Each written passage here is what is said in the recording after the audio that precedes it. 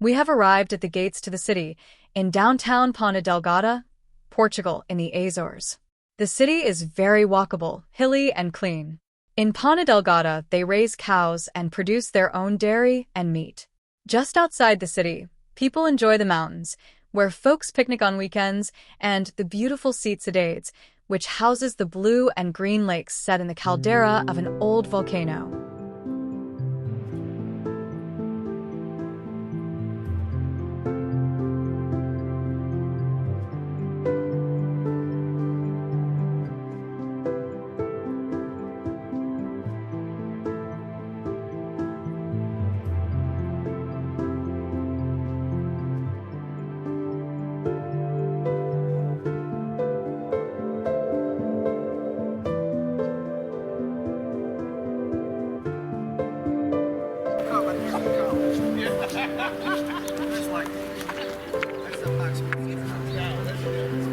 And this is the ocean side of Cidades. And here's a trail. Look how steep this is.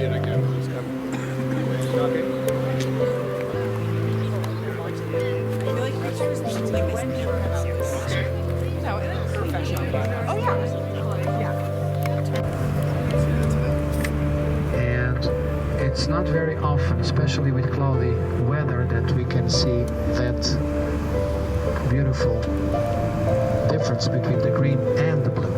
So this is in fact one lake only, divided by a bridge. The bridge is man-made in order to connect the two sides of the lake, and so that people could have two ways of entering and exiting the village. So the village of Sete Cidades is a village of 1,400 people, 1,400 inhabitants there. So as you can see, they are inside the volcanic crater, so they don't have a sea view from there. They have a lake, which sometimes it's better. It's nice and calm, very silent on the shores of the lake.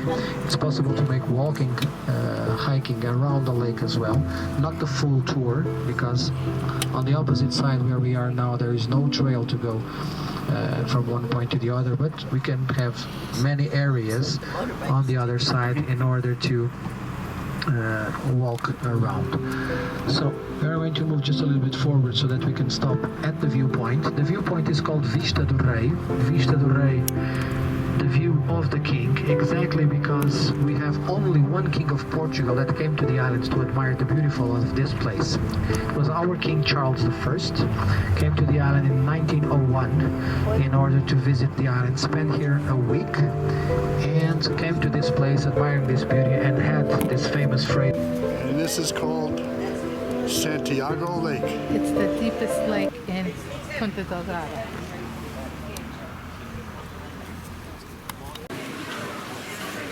People milling around.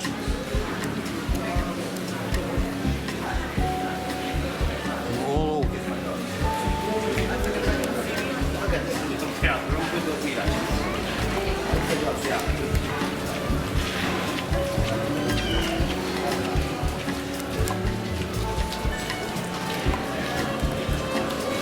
We've approached Malaga Fort.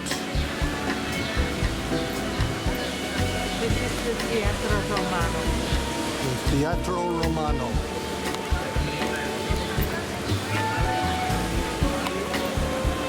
It was amazing how they mixed the old with the new.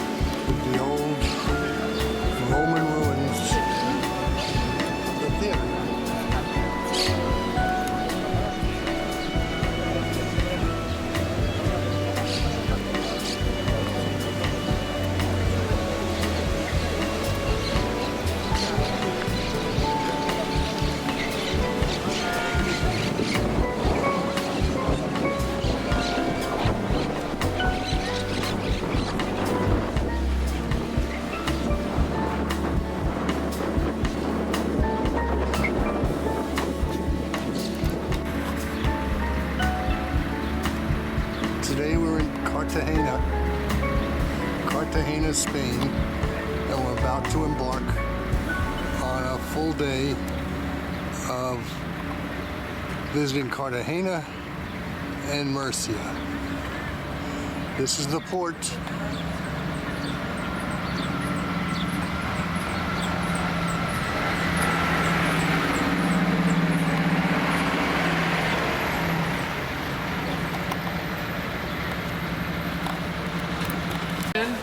Says there's a plaque that says Murcia, Al Cardenal de Yuga, 1968. Now you know what Cardenal means? It's very similar to English, the cardinal. The Vatican, the Catholic Church, right? It's governed by the Pope, but the Pope has many cardinals helping him in his labor, in his work.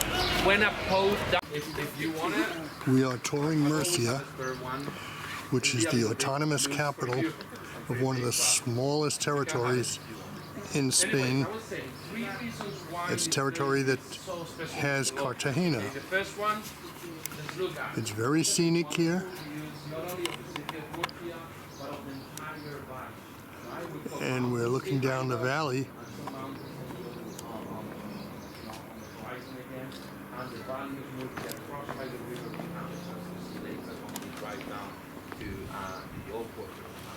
The second reason why it's special is, I don't know if you realize, while we were driving through the flatlands, the countryside of Cartagena, we didn't see any forest, right? The only green we saw was from the farmlands, from the crops.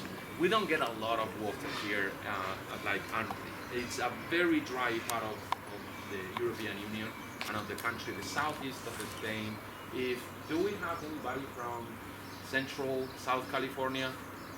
Have you ever been there? It's a very similar weather. So semi-arid is called, technically speaking, so very dry. You know, most of the days are just like this. Not even a cloud in the sky. Like very, very sunny days. So water is scarce. Now From Monterosa, you can see terraces in the mountains. I believe it's olive trees and grape trees.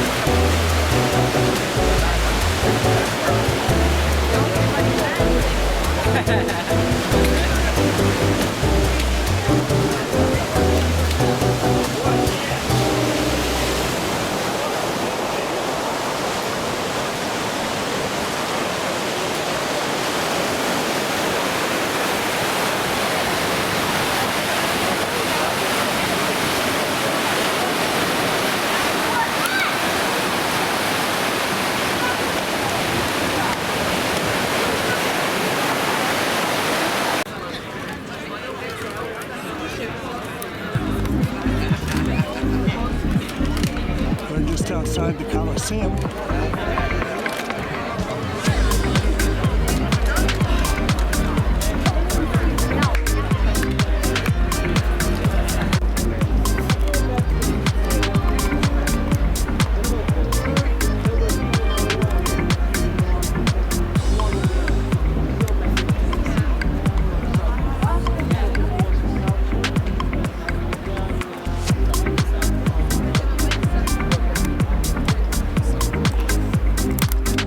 We've arrived at the Spanish Steps, and it's quite a sight to see. As usual, wall-to-wall people. And we'll make an attempt to walk up to the church on top. We've reached the top of the Spanish Steps in Rome. And this is the church found at the top of the Spanish Steps.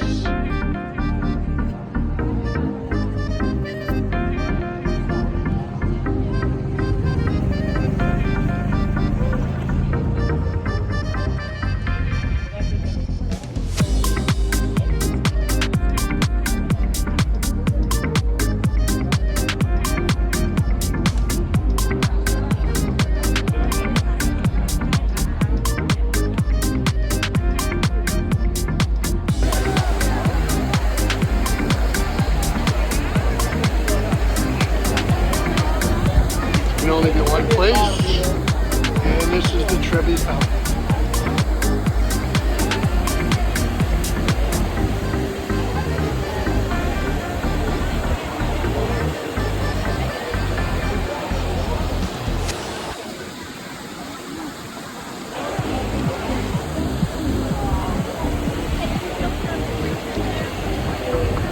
You would think that they're giving something away here.